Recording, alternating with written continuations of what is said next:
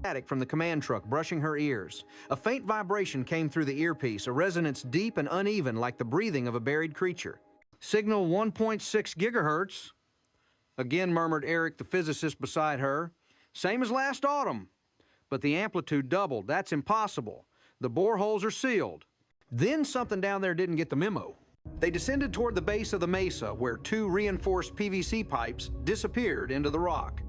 Inside those narrow throats were sensors. It's colder than nitrogen, Eric whispered. Nothing natural can do that without energy loss. Unless it's superconducting again. For a moment, no one spoke. The word superconducting hung in the air like forbidden knowledge. The last samples they retrieved had behaved like living circuits, porous under electron beams, self-healing once darkness returned. NASA's files from 1964 had been redacted, yet one surviving photograph of the mesa showed a blurred white scar as if something had once landed or been buried there. The night wind carried dust across the floodlights. Eleanor closed her eyes. Beneath the static, she almost heard it.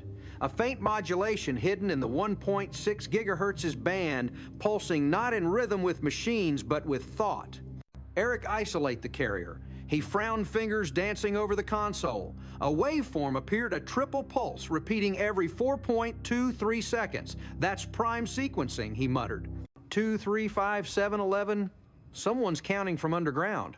The words made her throat tighten. Prime numbers, the universal language every astronomer used to hail an intelligence. What's the phase drift, she asked, shifting toward Doppler as if the source is rotating. Rotating how deep he swallowed, maybe 280 feet, exactly where the GPR showed that 6-foot-thick object. Lightning flashed on the horizon, but no thunder followed. For an instant, the magnetometer spiked. Every compass needle spun west. The computer screamed as data overflowed, lines of numbers cascading like falling code. Then silence. Only the faint whisper from the mesa remained. Eleanor felt the vibration through her bones. It was not mechanical. It resonated at 8 hertz, the same frequency as human alpha waves. Something down there was synchronizing with their minds. She pulled off her glove and touched the sand. A thin thread of light crawled between the grains, connecting to the pipe, pulsing once alive. Eric stumbled back. It's responding to us. No, she breathed. It's reading us. At that instant, the command center screen flickered again. A geometric pattern filled in interlaced hexagons, rotating in fractal symmetry. The computer recognized them as constellations, Lyra, Cygnus, Draco, mapped together as if forming a single stellar gate. Eleanor felt the echo of forgotten lectures from her astrophysics years. The Drake equation, the missing term L, the average lifetime of civilizations. What if the equation was not prediction, but invitation? Freeze the frame, she said. Eric magnified the image until the pixels blurred. In the center of the hexagonal web was a symbol, not human yet, hauntingly mathematical. A Mobius spiral inscribed with 12 points. That pattern existed on the ceramic's microscopic surface, Eleanor whispered. We thought it was etching. Maybe it's a map.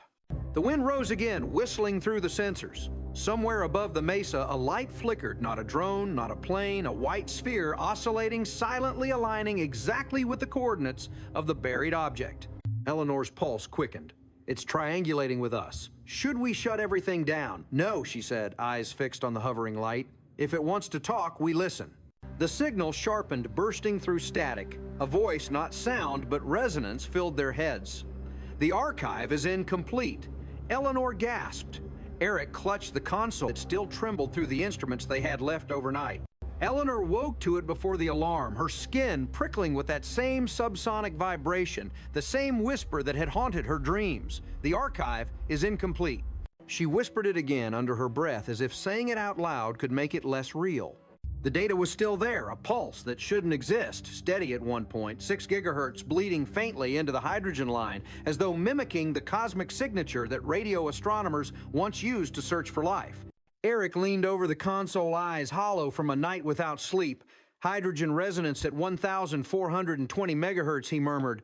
That's the frequency of hydrogen atoms communicating with themselves. It's the frequency SETI listens to. Eleanor nodded slowly, her voice hushed, almost reverent. Then maybe whatever's down there knows how to talk in our language. They tried to send the data back to the university network, but within seconds, the uplink froze, flagged by a classified firewall marked with a seal neither of them had clearance to see. Department of Energy restricted channel. The silence that followed wasn't technical, it was intentional. Something somewhere didn't want the signal to leave Skinwalker. By noon, the air around the mesa shimmered in mirage heat, but inside the command trailer, the atmosphere was colder than steel. Travis had spread old documents across the table, yellowed blueprints, satellite charts, fragments of declassified maps from the 1,960 seconds. The isotope composition of that 1,964 nickel he began matches alloys from a metallurgical batch tested near Boulder City, Nevada. Those tests weren't civilian. They belonged to something called Project Lyra. Eleanor lifted her eyes. The name hit like deja vu.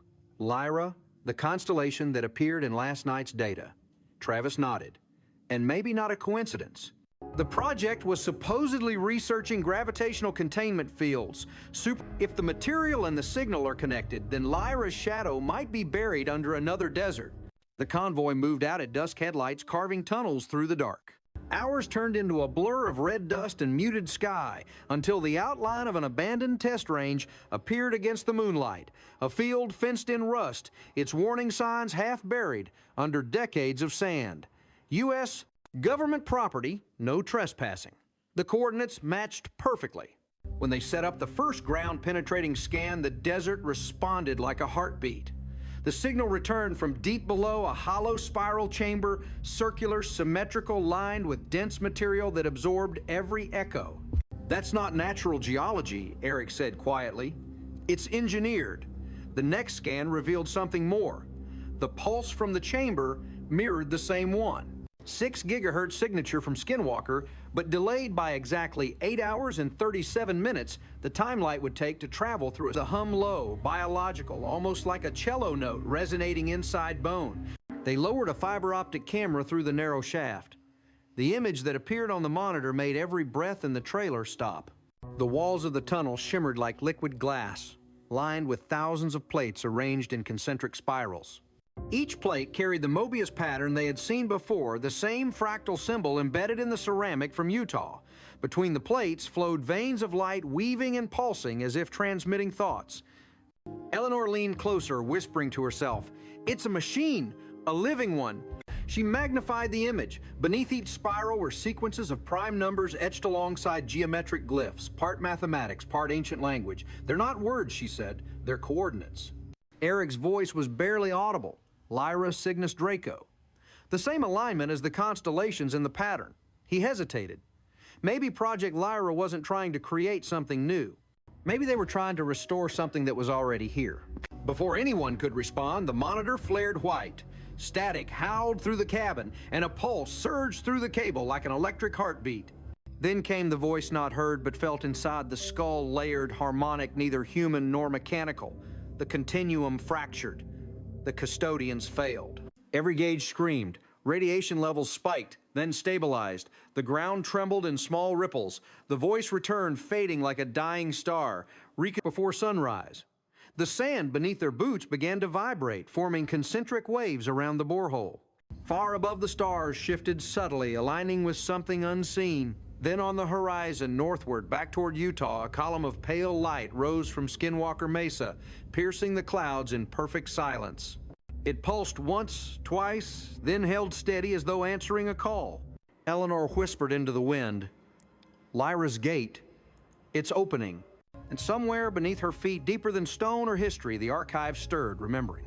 The memory beneath time, the light did not fade. It lingered like a wound in the sky, a column of white fire stretching from the Utah mesa into the cloudless heavens, so still it seemed frozen, as though time itself had forgotten to flow.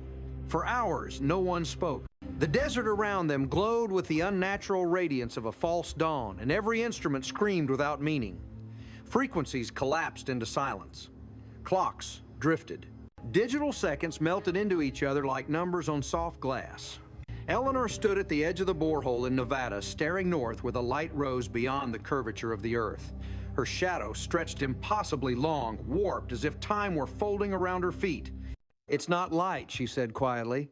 "It's structured plasma. It's transmitting." Eric's voice cracked through the headset. The hydrogen line has split into dual frequencies 1420.406 and 1420.407 microdoppler variation. It's phasing between where and when she asked, but he didn't answer. The computers began to register new data, minute oscillations, reversed entropy gradients, and impossible pressure readings. The magnetic field above the mesa was twisting, reversing polarity every 4 seconds. It's creating a temporal feedback loop, Eric said, awe mixing with terror. If those frequencies collide in resonance, they could open a bridge, not a wormhole, but a standing wave across time. Eleanor looked up. Inside the pillar of light, she could almost see movement, not vertical, but spiraling inward like something vast was turning itself inside out. Back at Skinwalker, the air shimmered as though space had grown thin. The rocks around the mesa hummed at a tone just below human hearing, and animals fled miles away. At precisely 0423 local time, all drones and sensors went dead except for one seismograph buried deep near Borehole 1. It recorded rhythmic pulses at exact intervals, 12 beats pause, 12 beats pause, a binary code. The same pattern we saw on the ceramic surface, Eric whispered, 12-point Mobius loop. Eleanor closed her eyes and felt the vibration echo through her bones. It wasn't random. It was memory. Not human memory, but planetary like the Earth itself, was remembering something it had once been forced to forget. Project Lyra was never about propulsion, she said. It was about restoration. Eric turned to her. Restoration of what? Of continuity. She pointed at the readings. Look, the plasma bridge is stabilizing at the same harmonic frequency as Schumann resonance, 8 Hertz, the same as human consciousness. A sound low and resonant rolled across the desert, not thunder, but the deep breath of something vast. The light flickered, then condensed, narrowing into a beam that struck directly above the borehole. The ground trembled. Brace Travis shouted. The sand erupted upward, molten fragments, raining like glass. Through the smoke, a sphere emerged, translucent, pulsing with slow waves of bioluminescence. It was larger than a human torso, but lighter than air, suspended by invisible tension. Inside it, filaments of light intertwined like neurons firing in slow motion. What the hell is that? Eric whispered. Eleanor took one step closer. The air around the sphere vibrated, distorting her vision. Then she realized the sphere wasn't emitting light. It was reflecting thoughts. Every time she blinked, images flashed inside it, constellations, structures, oceans that were not of Earth. It's alive, she said. Travis shook his head. Alive? It's not even biological. No, it's biotechnological. She extended her hand. The sphere drifted toward her, trembling, as if recognizing a pattern. Her heartbeat synced with its pulse. Suddenly, the air exploded in a wave, tall, luminous, translucent. They moved not by walking, but by vibration phasing through the ground like waves of light. Eleanor tried to speak, but her voice was soundless. The nearest figure turned toward her. Its form blurred and reassembled, not into a face, but into a reflection of her own, as if the thing had borrowed her image to communicate. Then she heard the voice again, the same layered resonance as before. You entered the reconstruction field. This is the echo of continuity. What are you, she thought. We are what remains of the custodians. The memory you call the mesa was a vessel, a seed of record. We stored the continuity of civilizations in superconductive lattice. But the network fractured when the field collapsed. Collapsed how temporal inversion, a singularity breached. We anchored fragments inside biological conduits, hybrid matrices bound to the planet's biosphere. Eleanor's thoughts raced. You mean the Earth itself was part of your archive? It was permission. The crystalline horizon began to fade. The luminous figures stepped backward, merging into the towers until they became one continuous pulse of light. The voice softened. Continuity must be preserved. You are the conduit now. The world dissolved. Eleanor gasped and stumbled backward, sand filling her lungs.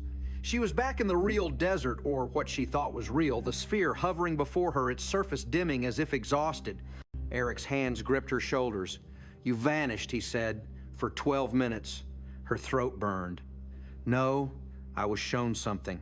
The sphere flickered again. Its last light condensed into a small crystalline shard that fell into the sand. When Eleanor picked it up, it was cold, humming faintly. Microscopic lines etched across its surface formed a pattern she now recognized, the Mobius spiral, with 12 points spinning endlessly. It's transferring the archive, she whispered. into us. Above them, the column of light began to collapse.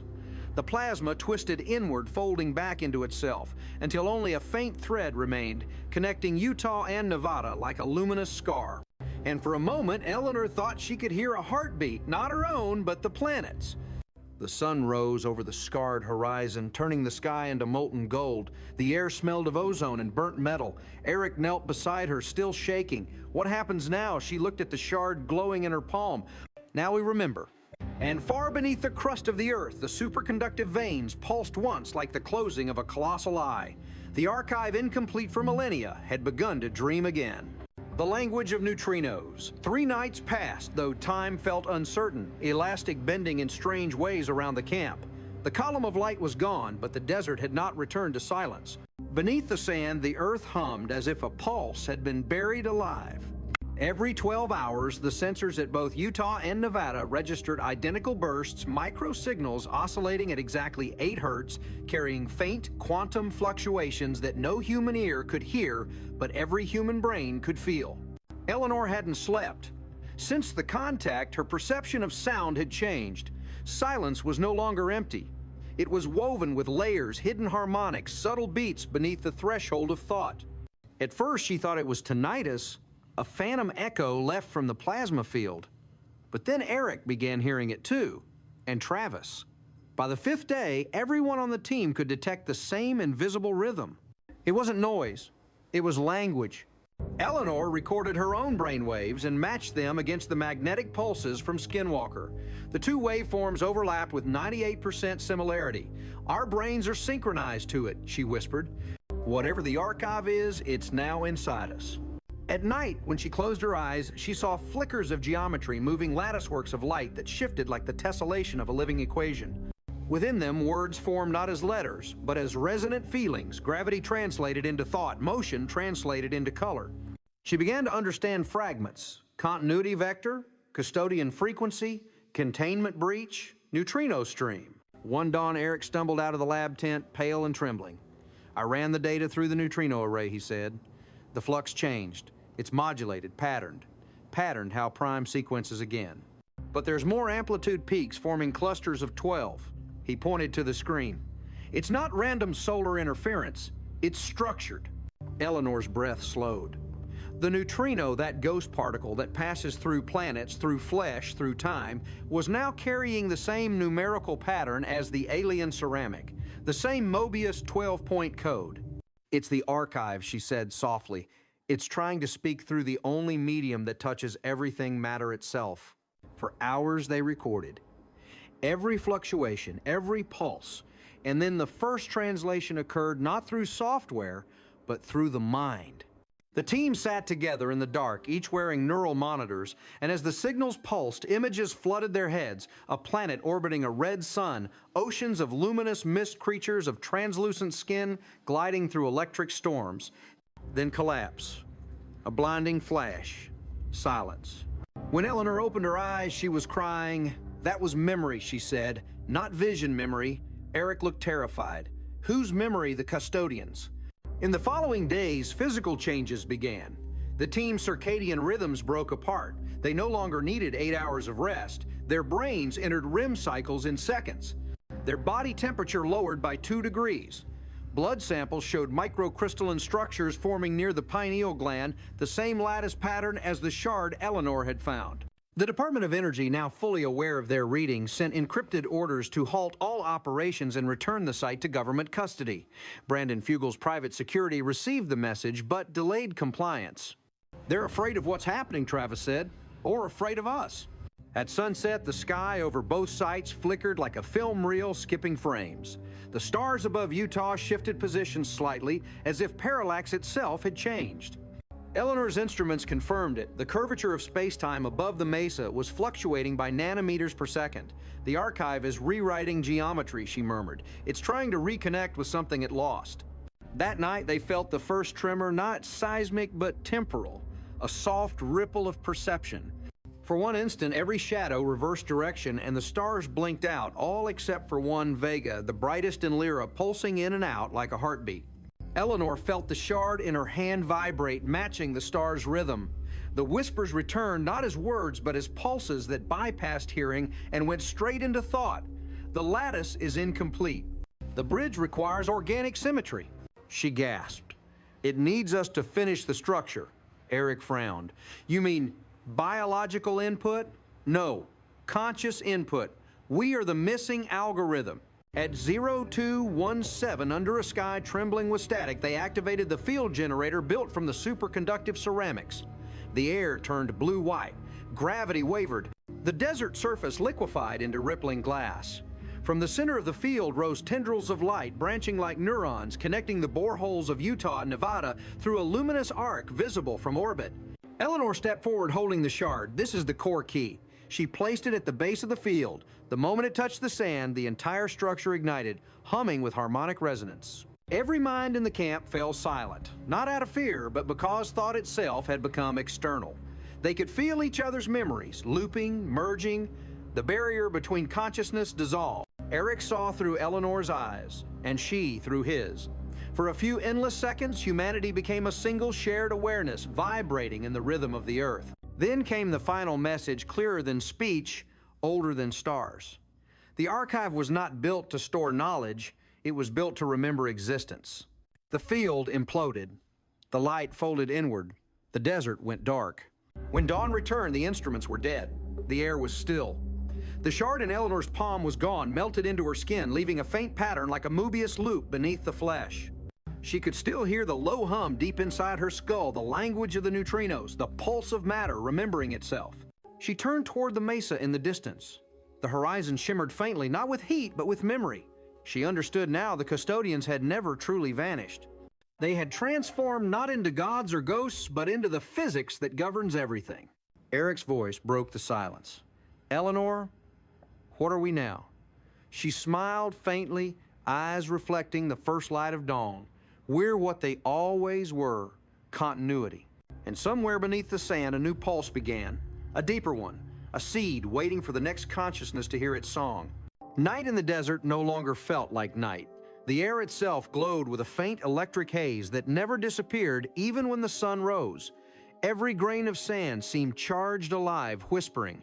When Eleanor walked, her boots left footprints that shimmered faintly before fading like the ground was trying to remember each step she took. The team had moved their base deeper into the valley between the mesas. Since the incident, everyone had changed, not just in behavior, but in something more subtle. Their eyes seemed brighter, their voices carried an undertone of rhythm as if the same invisible pulse spoke through all of them. The hum had not stopped. It was in their dreams, in their heartbeat, in the silence between words. Eric sat beside the generator tent, staring at the sky. Do you feel it too? He asked. Like something is breathing with us. Eleanor nodded. It's the neutrino current. It's everywhere. They ran it through the visualization array. A three-dimensional wave formed on the screen, a spiral of light folding inward, just like the Mobius symbol etched into the alien ceramics. At the center of the spiral, something flickered, an object, a structure, a heart. Whatever this is, Eric said it's growing. The readings confirmed it. The pulse wasn't only energy, it was mass conversion matter shifting phase below the surface. The archive wasn't dead. It was building something. At 2:00 a.m., the ground beneath the camp began to tremble. Not an earthquake, a pulse. Slow, deliberate, like a giant's heartbeat coming from under miles of stone. They grabbed their gear and followed the signal to the base of the southern ridge. There, under the weak light of their drones, the sand had split open, revealing a smooth black surface. It looked like glass, but when Eleanor touched it, it rippled soft and warm like living skin. It's organic, she whispered. A faint glow spread from her hand. The black surface responded, blooming outward in waves until an opening appeared, a circular iris rotating silently. Cold air rushed out, carrying a faint metallic scent like ozone mixed with rain. Without waiting for orders, Eleanor stepped inside. The tunnel sloped downward in a perfect spiral lined with translucent membranes pulsing with faint blue light. Every few meters, symbols glowed along the walls, not painted but alive, moving like veins under the skin of a living creature. As they walked deeper, the heart of the archive. As they approached, the light shifted color, reacting to their movement. The patterns formed shapes, figures, tall silhouettes standing within the glow. For a moment, the air thickened, and the figures stepped forward. They weren't solid, They were made of photons shaped by magnetic fields, bodies of pure information, yet their presence was undeniable. One of them extended a hand, a limb of light that hovered inches from Eleanor's face. Her headset crackled not with sound, but with vibration, a direct transmission into her neural field. Custodian node identified. Biological relay active. Her knees weakened. You're the custodians. We were. Fragments remain. Reconstruction at 42% integrity. What do you need from us? She asked, her voice barely audible. Organic interface required. Neural symmetry incomplete. Human network compatible. Eric's hands shook. They're saying we can finish the system. Eleanor stared at the luminous core. They need our minds. The custodian forms pulsed brighter. Energy gathered at the chamber's center, forming filaments that reached toward them. Eleanor hesitated only a second before stepping forward. The light touched her chest, and the world disappeared. For an instant, she saw everything. The stars unfolded, spiraling into a cosmic lattice that connected every atom, every memory, every living thing.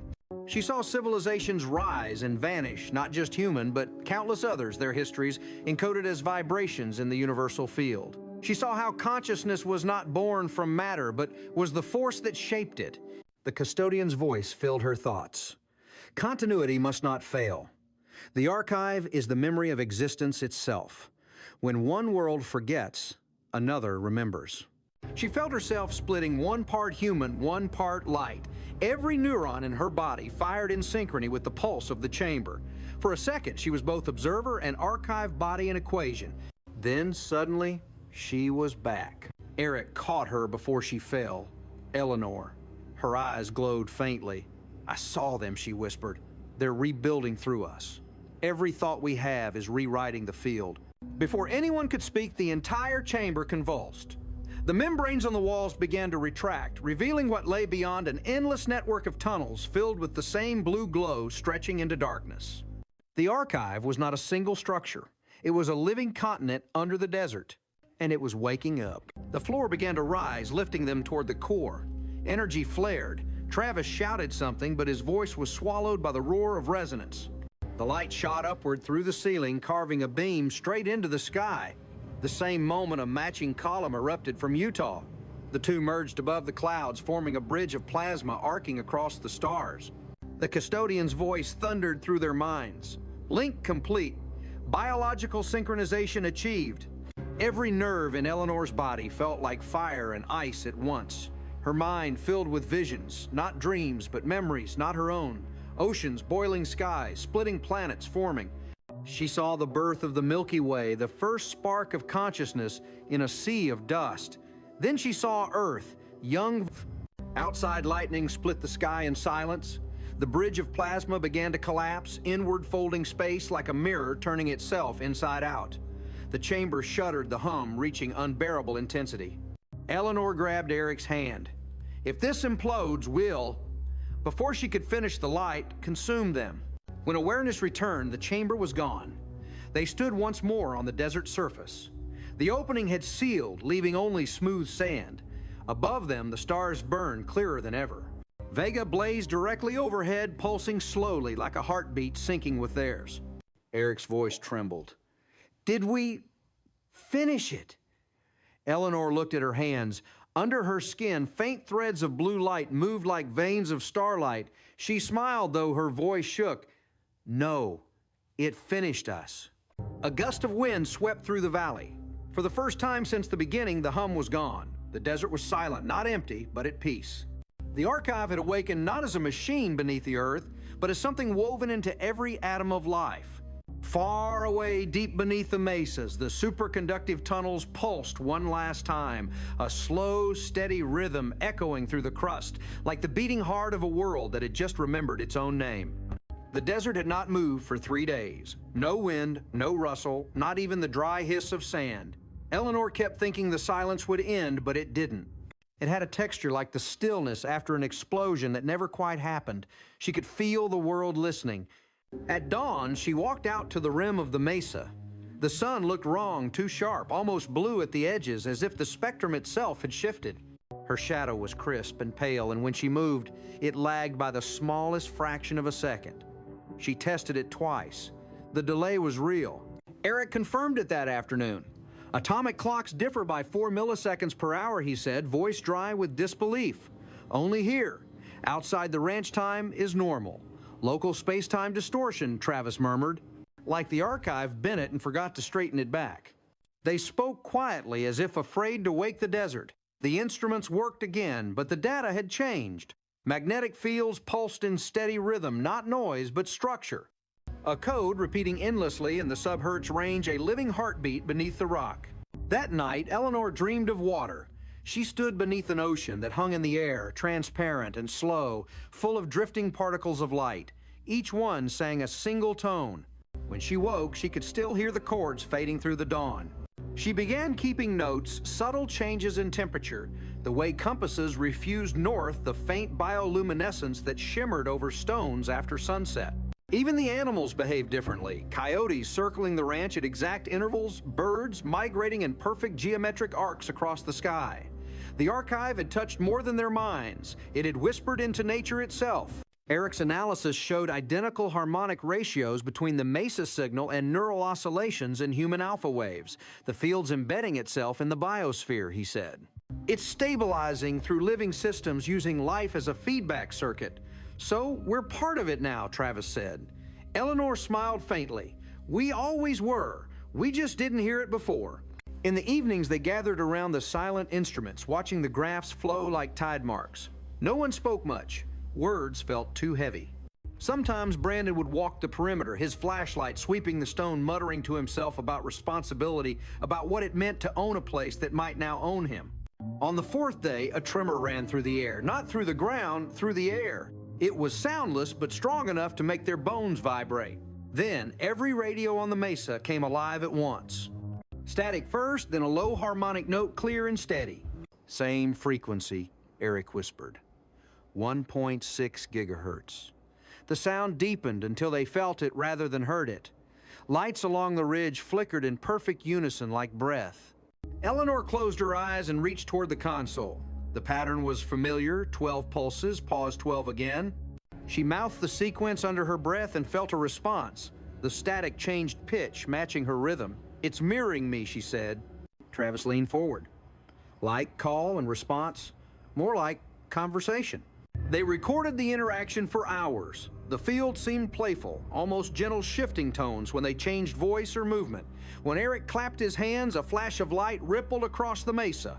When Eleanor whispered prime numbers, the wind rose for each one. By dawn, exhaustion blurred everything. The data showed microbursts of neutrino flux corresponding to their actions. The archive was alive and listening. Yet something deeper stirred inside Eleanor. Her body felt lighter, her heartbeat slower, her thoughts clearer, almost detached. She could sense things before they happened, the timing of Travis's steps, the flicker of light before a signal spike. It wasn't telepathy, it was synchronization. The same rhythm that linked the stars to the mesas now pulsed through her blood. That evening, she climbed alone to the highest ridge. The sky was heavy with strange colors, copper clouds folding over blue-white halos. She sat on the stone and watched the horizon shimmer like liquid glass. For the first time, she felt no fear. She whispered, "If you can hear me, what are we supposed to do?" The answer came not as words, but as feeling a warmth spreading from her spine to her skull like a thought that wasn't hers. Then a single sentence formed clear as her own breath. "Remember what remembers you?" Eleanor froze. The phrase repeated softly inside her mind until it faded into the hum of the night. When she returned to camp, Eric was waiting with new data. The magnetometers picked something up from orbit, a reflection of our frequency. From where low Earth orbit first, then higher like it bounced off the ionosphere. But here's the strange part. He pointed at the graph. A second echo came back 8 minutes later, exactly the delay from Earth to the moon. She stared. "You're saying the signal went out?" And the moon answered. He nodded slowly. They didn't tell anyone yet, but they all knew the silence wasn't silence anymore. The universe had begun to echo back. The message from the moon changed everything. At first, it was only a faint echo, a reflected pulse in the same frequency range as the mesa's field. But when Eric enhanced the waveform, the signal was no longer a mirror. It was modulated, carrying structure. Someone or something had replied in kind. Eleanor sat beside the console all night, staring at the repeating patterns on the screen. 12 pulses, then a pause. 12 more. But hidden between each set was a smaller frequency, barely measurable one that rose and fell in sync with Earth's Schumann resonance. It was like the planet and its satellite were breathing together. "What if the moon isn't just reflecting?" she whispered. Eric rubbed his face. "Then it's transmitting, maybe amplifying, or maybe it remembers too." The following morning, the air smelled different, faintly metallic, like the taste of a thunderstorm before lightning strikes. Static built in every metal surface around the camp. Even the air itself seemed charged restless. The electromagnetic monitors showed the same rhythm, pulsing across the whole valley, 8 hertz steady as a heartbeat. The others grew quiet, watching as the readings spread across global data feeds. Solar observatories in Chile reported anomalies in ionospheric current. Seismic stations in Japan registered harmonic vibrations matching the Utah frequency. A single unified pulse had begun to move through the planet. "This isn't local anymore," Eric said. Eleanor nodded. "The archives field reached critical mass. It's sinking the biosphere." By nightfall, the stars appeared sharper. The Milky Way burned silver, every star vibrating slightly against the black. They looked alive, restless, as if the universe itself were shifting into focus. In the command tent, Eleanor played back the moon signal again. A spectral analysis revealed new harmonics, human brainwave frequencies layered faintly under the cosmos. Eric leaned closer. "Origin." "What origin?" "The first node," Eleanor said, "where it began." He looked at her. "You think there's more than one archive? I think there's one everywhere." The next morning, the world woke differently. Across the ranch, devices powered themselves without fuel. Batteries stayed full. Lights glowed faintly without wires. The ceramic fragments they'd kept in containment boxes had begun to hum again, emitting soft warmth alive like breathing stones. Eleanor ran her hand above one of them. The air above it shimmered. "They're absorbing background radiation and converting it," she said, "self-sustaining, like miniature stars." Outside, the wind returned gentle, rhythmic, almost musical. Leaves turned in spirals that matched the 12-beat pattern. The environment had begun to synchronize. That evening, a storm gathered without clouds. The air shimmered with unseen particles. Thunder rolled, but left no sound. From the mesa's peak, beams of faint light rose vertically, forming a translucent dome that enveloped the entire site. Travis stared. "Is that a shield?" Eric shook his head slowly. "No, it's a signal." The dome pulsed each wave, racing skyward. The same moment, observatories around the world detected bursts of high-frequency radio noise coming from the direction of the moon only. Now, the signal repeated Earth's unique magnetic fingerprint, as if the planet itself were calling outward. Eleanor whispered, "It's linking us. Planet and satellite. A neural bridge." She turned toward the mesa and felt the same warmth from her dream, a pulse that wasn't external anymore but deep within. When she pressed her palm to the rock, she saw images again, luminous corridors beneath the surface currents of plasma, shaped like veins, and at their heart something immense and still dormant. A voice echoed within her thoughts. "The lattice breathes. The custodians return through memory." She staggered back, gasping. The others near Geneva, a lone astrophysicist sat before her spectrometer. The monitors had gone wild since dawn, registering neutrino flux patterns no instrument should detect. She enlarged the data feed from Utah frequencies identical to the ones surrounding Earth's magnetosphere. She adjusted the filter and gasped. The waveform resolved into a geometric pattern 12, intersecting spirals identical to the Mobius etching that had appeared on the alien ceramic. She hesitated, then activated the deep space array. The same pattern echoed back, faint but distinct from a source beyond the solar system near Vega. The woman sat frozen as her system auto-translated the energy signature into visual bands.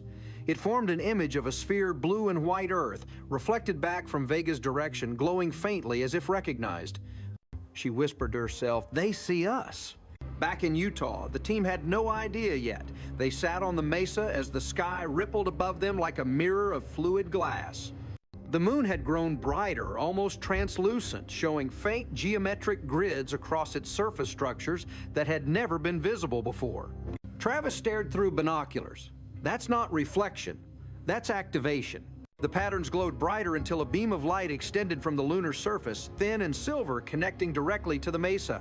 The beam made no sound, no heat, just presence, a bridge of memory between worlds. Eric whispered, "The moon is the first archive. We're the second." Eleanor didn't look away, and Vega is the third. The light deepened. The ground trembled, gentle but persistent. Around them, the air shimmered as if filled with invisible rain. Eleanor's hair floated upward, drawn by static, yet she felt no fear. The voice returned, no longer distant, but part of her heartbeat. The archives converge. Continuity restored. The dome surrounding the mesa dissolved into fine mist. The air turned crystal clear. For a brief moment, they seemed finishing its final cycle. Eleanor sank to her knees, trembling, overwhelmed. "It's done," she said softly. "The continuity is complete." Eric crouched beside her. "Then what happens now?" She looked up at the sky, where the moon glowed calm and white again. Now the universe remembers us too.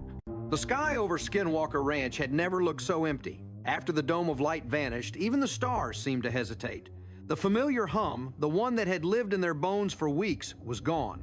Eleanor felt its absence like a missing heartbeat. The air was too quiet, the mesa too still, the silence too alive.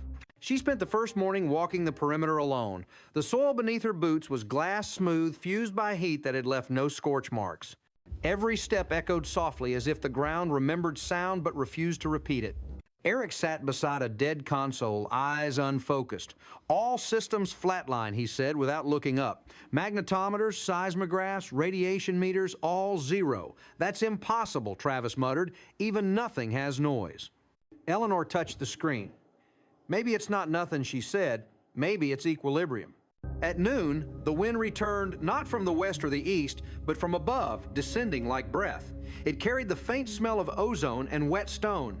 The temperature rose 2 degrees, then everything froze again. Eric recorded the fluctuation and frowned.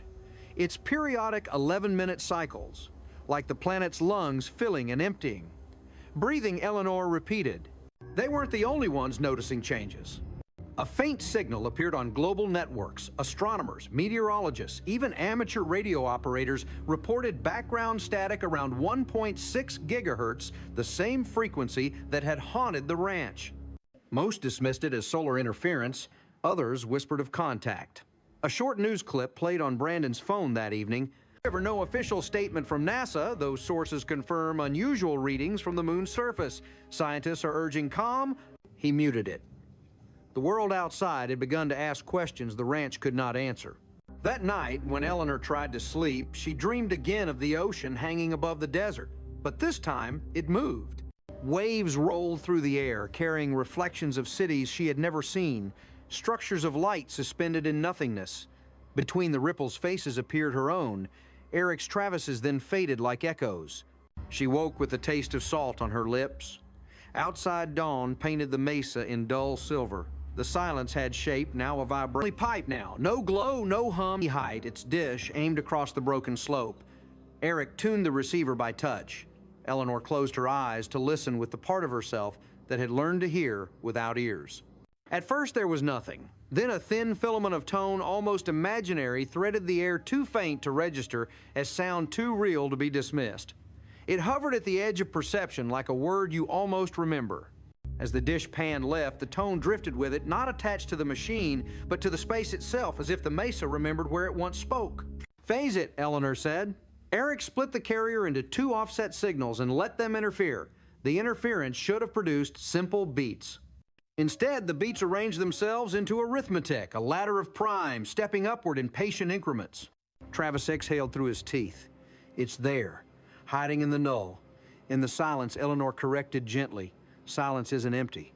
It's full of choices not yet made." They swept again slower. The tone did not grow louder. It grew clearer, as if they were drawing close to a shoreline in fog. At one point, the air felt suddenly colder, not in temperature, but in motion, a subtraction of noise. The graph steadied into elegant terraces, no jitter, no drift. It looked like intention. Eric lowered the dish. "If this is equilibrium, it's a designed one, like someone tuned the room we live in. Then we should ask it a question," Travis said, half joking, half afraid. Eleanor stepped closer to the ridge and spoke not to the rock, not to the team, but to the place between things. "What do you remember?" The answer came as a picture, not light, not sound. A pressure of meaning. A field of dark water under stars that were not ours. A stone tower the color of bone. The sensation of descending through a cold, perfect spiral. For a heartbeat, she thought she saw herself standing at the base of that tower, though she had never been there, and then the image folded gently into the air and was gone. Her throat was dry. It remembers being a passage, she said, a throat between skies. They said little after that. They did not need to. Each carried a private sense of having been included in a conversation too large for speech. Even Brandon, who preferred the concreteness of contracts and fences, walked with the measured care of a man entering a cathedral. That night, while the others slept, Eleanor returned alone. She did not bring the dish. She brought an empty notebook and the shard-shaped scar under her skin that no longer glowed. The ridgelines were a low tide of stone under a sky scattered with cold fire. Somewhere far off, a coyote sang a single note and stopped, as if reminding the night it was still itself. She sat with her back against the rock and repeated the question she had asked before, not aloud this time, but the way the archive had once spoken to her, by becoming very, very quiet. A heat gathered behind her eyes. The silence clarified. What rose through it felt like memory, but older, like gravity, remembering what it is to fall. She wrote, as it came a line at a time, no hurry. When the first oceans learned to carry light, we rode inside their ripples. When the first minds learned to hold a shape without hands, we braided their shapes into our own. When the first stones learned to remember heat, we cooled them until they could listen. We did not build where we arrived. We arrived where memory could be built. She stopped there and closed the notebook. The wind turned once, twice, and lay down. She slept without dreaming. In the morning, her handwriting looked like someone else's, calm, patient, not surprised by any of this. Eric read the page and didn't speak for a long time. When he did, his voice was simple. It sounds like a promise made to time. Travis pointed his chin toward the horizon, and time heard it. They tried work as people do when they cannot name what's changed. They checked anchors, reseated cables, inventoried samples. The ceramic fragments, those quiet meteors of engineered stone, had lost their warmth but not their strangeness.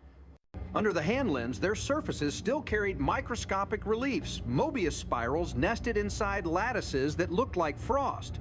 One flake refused to wet under any solvent and floated on liquids denser than itself, like a memory that would not sink. At noon, a courier van climbed the access road, dusty white, unmarked except for a faded barcode sticker on the rear door. Brandon stiffened out of habit until he saw the driver, a local with kind eyes who brought groceries when the weather went bad and who never asked questions he didn't need answered. The package was light, the size of a field notebook. No return, no sender. Inside was a single sheet of thermal paper printed with a spectrogram and a line of text in small monospace type Vega Echo, phase normalized, delta T equals 25.3 YRS. Eleanor felt the hair along her arms lift again. The spectrogram showed their Utah frequency nested inside a wider band and then mirrored like a face in a slow river. The delay stamped at the bottom was not the time from Earth to Vega. It was longer by a human lifetime, shorter by a generation, like a voice calling from far away in memory, not in space. Who sent this, Travis asked. No one knew. They did not know either that in a mountain lab 2 countries away, a young astronomer had stared at the same printout and chosen not to email anyone. She had folded the page twice, placed it in an envelope, and driven to a post office before dawn because suddenly the network felt like a room full of strangers. She had addressed the envelope to a ranch she had never visited because the pattern would not let her sleep. The stamp had a crescent moon on it. She had laughed at that and then cried all the way home. By late afternoon, clouds began to form from nothing miles high, and as thin as lace, each strand aligned to the magnetic north that compasses would not find. Dissolved before sunset. Nothing fell, nothing changed, and yet everything had. On the 5th day, a rumor found them carried by a clip someone forwarded without comment. A senator speaking in a calm voice about unexplained national phenomena, a consortium of faith leaders issuing a joint statement on the dignity of daddy of dignity. Cosmic neighbors, a thin thread of panic braided through markets that prefer clocks to mysteries. Then the feed ended, and the mesa resumed its careful breathing, and their world shrank back to sand sky and the work of being present. Brandon walked the fence line with Eleanor. He stopped where a cedar grew from stone and looked at her with the steady weight of a question he had practiced and never asked. "If this place is a doorway," he said, "do we have any say in who comes through?" She answered more gently than she felt. Maybe doorways don't choose. Maybe they listen. He nodded once. Then, we keep listening. They returned to the command tent and found Eric standing motionless over the table, both hands pressed flat to its metal edge. The spectrogram printout lay between his palms. I think I know what the delta means, he said, not looking up. 25 pressure settled over the ranch, and the measurable world grew soft at the edges. Eleanor climbed to the top of the mesa without telling the others, and stood where the dome had once opened into sky. The rock was warm under her soles. She closed her eyes and felt for the field that had taught her how to listen. It did not answer, it did not need to. She spoke once more anyway, a whisper threaded into the last light. We will keep what you gave us. We will not name it poorly. A coolness touched her cheeks. When she opened her eyes, the moon had risen ordinary and precise. No lattice, no beam, only the face the world had always known. But for the first time, she sensed the depth behind that face, as if the ordinary was an instrument tuned to a song she could nearly hear. She came down in full dark. Behind her, the mesa exhaled, and a small, almost invisible ring of pale dust lifted, rolled once, and fell a smoke ring in stone. They ate together without appetite. Conversation circled simple things, weather boots the way coffee takes on the flavor of whatever air it cools in. The body insists on ordinary rituals even when the world is looking elsewhere. At last, they slept. Eleanor awoke sometime before dawn with the certainty that someone had said her name. The tent was a blue cave, quiet, except for breath. She rose, stepped outside, and found the desert standing in a kind of grace, the stars close, as thoughts the line of the eastern horizon thin as the edge of a blade. On impulse, she held her hand palm up into the air, heat pooled in the center, the gentle focus you feel when another person is about to speak. No voice followed. Instead, a pattern faint precise flowered across her skin, 12 points, a curve connecting them in a single path that never crossed itself and never ended. Mobius, yes, but simpler, humbler, like a door carved into a child's toy. It faded as the first color entered the sky. She did not wake the others. She wrote 3 words in the notebook and closed it. Continuity is local. By mid-morning, a hawk hung over the valley, held not by its wings, but by a stillness so perfect it looked like a kind of flight the ground had taught the air. Eric tuned the receiver for the sake of doing it and smiled at nothing when the needle did not move. Travis took apart the spooler and put it back together slower than he needed to, grateful for bolts that obeyed hands.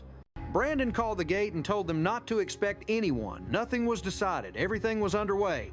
The courier did not return, but the road remembered it. The pipe did not sing, but the stone around it knew how. The archive did not announce itself, but when Eleanor set her palm to the mesa one last time before the sun crossed noon, the rock answered with a warmth that had nothing to do with weather. Remember what remembers you, the warmth seemed to say, not voice, not thought, just the fidelity of a pattern to itself. She breathed in and the wind arrived from above on an 11-minute schedule, and the day became itself. When night returned, the stars did not hesitate. They burned with a clarity that made the black between them feel near. Somewhere beyond their seeing other doorways surely stood open in fields of stone, in oceans that carried light, in cities that had learned to orbit their own remembering. Perhaps Vega was one, perhaps 1,000 more. None of them needed to be here now. Here was enough. Eleanor lay back on the cooling rock and let the heat that rose through it become the shape of her body. She did not try to pull meaning any closer than it wished to come. She did not rehearse the next experiment. She did not choose a name. She watched until the silences between stars filled with the small, ordinary sounds of a world practicing its new balance. An insect's leg, a coyote's single note, the soft click of stone cooling. She counted the seconds between the wind's 11-minute arrivals until she forgot what counting was for.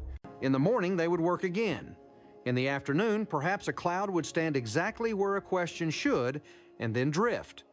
In the evening, the moon would rise with the old face of a thing that knows how to be 2 truths at once, stone and memory light, and archive neighbor and sky. And if the universe wished to speak again, they would listen not because they were waiting, but because listening had become the way the world passed through them. That was the whole of it. A ranch in northern Utah, a mesa learning to breathe, 4 people at a table with coffee, and a notebook whose last page was not yet full. The rest could remain a mystery. It would not be less true for being unsaid. On the fifth day, a rumor found them carried by a clip someone forwarded without comment. A senator speaking in a calm voice about unexplained national phenomena. A consortium of faith leaders issuing a joint statement on the dignity of cosmic neighbors, a thin thread of panic braided through markets that prefer clocks to mysteries. Then the feed ended, and the mesa resumed its careful breathing, and their world shrank back to sand sky and the work of being present. Brandon walked the fence line with Eleanor. He stopped where a cedar grew from stone and looked at her with the steady weight of a question he had practiced and never asked. "If this place is a doorway," he said, "do we have any say in who comes through?" She answered more gently than she felt. "Maybe doorways don't choose. Maybe they listen." He nodded once. "Then we keep listening." They returned to the command tent and found Eric standing motionless over the table, both hands pressed flat to its metal edge. The spectrogram printout lay between his palms. "I think I know what the delta means," he said, not looking up. 25.3 years. It's the gap between a signal starting and a species deciding what it means. "Culture lag," Travis said. "Memory lag," Eric corrected. "We didn't just hear them now. We are catching up to what we already heard." Silence stretched around the thought until it found its shape. The quiet in the room felt kind the way a library is kind. Toward evening, the wind shifted again from above. A low pressure settled over the ranch, and the measurable world grew soft at the edges. Eleanor climbed to the top of the mesa without telling the others, and stood where the dome had once opened into sky.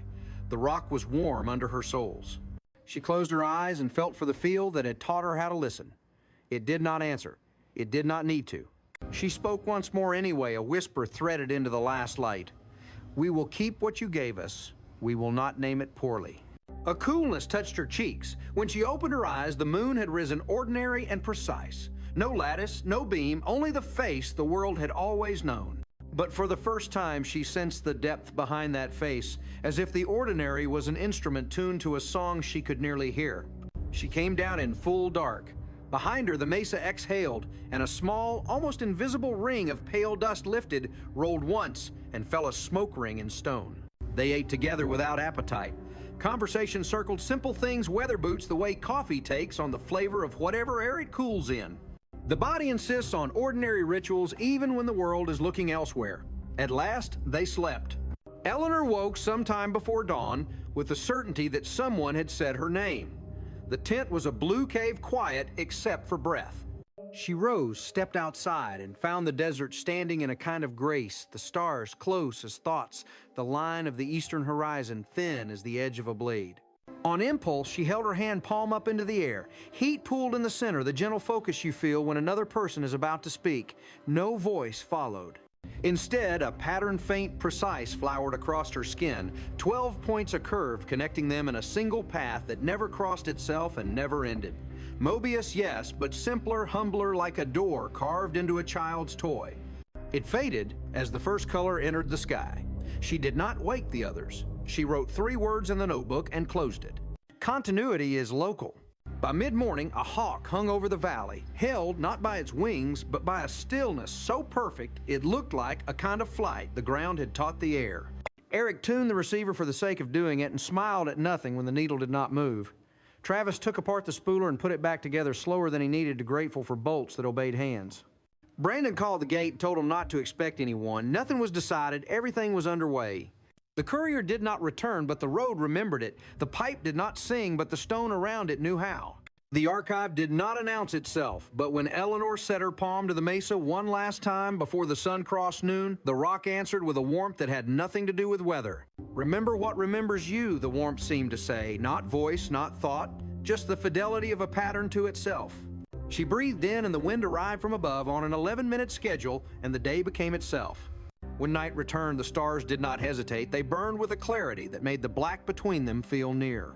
Somewhere beyond their seeing, other doorways surely stood open in fields of stone and oceans that carried light in cities that had learned to orbit their own remembering. Perhaps Vega was one. Perhaps 1,000 more. None of them needed to be here now. Here was enough. Eleanor lay back on the cooling rock and let the heat that rose through it become the shape of her body. She did not try to pull meaning any closer than it wished to come. She did not rehearse the next experiment. She did not choose a name. She watched until the silences between stars filled with the small, ordinary sounds of a world practicing its new balance. An insect's leg, a coyote's single note, the soft click of stone cooling. She counted the seconds between the wind's 11-minute arrivals until she forgot what counting was for. In the morning, they would work again. In the afternoon, perhaps a cloud would stand exactly where a question should and then drift. In the evening, the moon would rise with the old face of a thing that knows how to be two truths at once, stone and memory light, and archive neighbor and sky. And if the universe wished to speak again, they would listen, not because they were waiting, but because listening had become the way the world passed through them. That was the whole of it. A ranch in northern Utah, a mesa learning to breathe, 4 people at a table with coffee and a notebook whose last page was not yet full. The rest could remain a mystery. It would not be less true for being unsaid. The days after the stillness blurred into each other. No new lights, no thunder, no tremor. Only the ordinary work of hands and the sense that the air had learned how to listen. They kept recording because that was what people of science did, record the quiet. Eleanor noticed first that their shadows no longer pointed true. The sun climbed in the same arc, yet every silhouette leaned slightly east as if drawn toward something invisible beyond the ridge. Eric checked the gyros twice. They were fine. The tilt wasn't mechanical. It was the light itself bending as though remembering a different path. Travis joked about magnetic poles and angels. No one laughed. The mesas seemed kind now, but not asleep like a teacher who had finished the lesson but stayed to see whether the class understood. At night, they would sit outside the trailers, coffee cooling between their palms. The instruments clicked once every 11 minutes, nothing more. The rhythm had become background, a heartbeat too steady to question. Sometimes they spoke about the past weeks trying to fix them in language before memory thinned. Other times, they just watched the horizon where the stars met stone. "Do you think it's over?" Eric asked once. Eleanor shook her head. "Continuity doesn't end. It just changes form." He smiled a little. "That's not science. It's everything science forgets to say." In the early hours before dawn, a pale mist rose from the mesa. It had no moisture, only light drifting in threads that wove themselves between the rocks and vanished. Eleanor watched it from the ridge. Each thread hummed faintly at a pitch below, hearing the same 8 hertz she could feel in her pulse. She whispered a greeting without words. The mist responded by folding inward, forming a brief shape, almost human, almost reflection, and then dissolving as though embarrassed to be seen. Later, she told no one. Some experiences refused translation. By the 7th day, life on the ranch had become a ritual of small fidelities, checking sensors that no longer drifted, calibrating clocks that no longer disagreed, cooking, cleaning, living. The extraordinary had threaded itself into the ordinary. Brandon began building a small bench from cedar wood near the edge of the mesa. "We need a place to sit that isn't about data," he said. Eric teased him about aesthetics until he saw Eleanor tracing equations in the dust nearby, orbital harmonics rewritten in curves instead of numbers like music not meant to be heard. She looked up. "It's easier this way," she said. "The math knows what it wants." That evening, while the bench still smelled of fresh resin, they watched the sky darken into a precise indigo.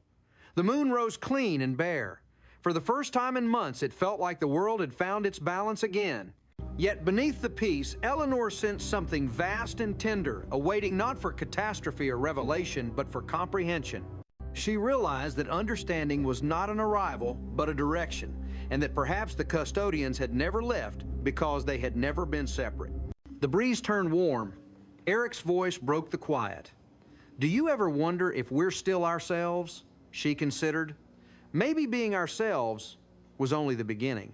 They fell silent again, listening to the desert's new language, the slow creak of cooling stone, the soft tick of particles settling into the patterns of gravity. Somewhere, a faint radio pulse whispered through the receivers, not the 1.6 gigahertz's tone, but a lower murmur, rhythmic, unhurried, like the sound of the planet counting its own heartbeats. Eric reached to lower the volume, but Eleanor stopped him. "Let it be," she said. "It's talking to itself." That night she dreamed, or thought she did. She was walking across a plain of black sand under a sky with too many stars. Ahead, the familiar mesa rose luminous from within. The surface split like a slow smile, revealing not machinery, not fire, but an ocean of light that reflected her face until she no longer recognized which side of the reflection she stood on. A voice or memory spoke gently. What you call the archive was never separate from you. You were the syntax by which the universe remembered itself. When she woke, the air inside the tent was cool and still. The radio was silent. On the table lay the notebook, its last page half filled from the night before. New lines had appeared beneath her handwriting, faint, written in her own hand, yet in words she did not recall forming. We remember by existing. We exist by remembering. She touched the ink. It was dry. Outside dawn unfolded with the precision of physics. The sun rose, light bent shadows, leaned east, and for a heartbeat she thought she saw the mesa breathe. Not metaphor, a visible exhalation, dust lifting, settling again. She smiled and whispered, "Good morning." The rock warmed beneath her palm, and somewhere deep inside it, a pulse answered, one beat patient and complete. She stood, brushed the dust from her clothes, and walked back toward camp. Eric waved from the antenna line. Travis called something about breakfast. Brandon was already sitting on the cedar bench, coffee steaming in his hands. The day began, and the mesa kept breathing.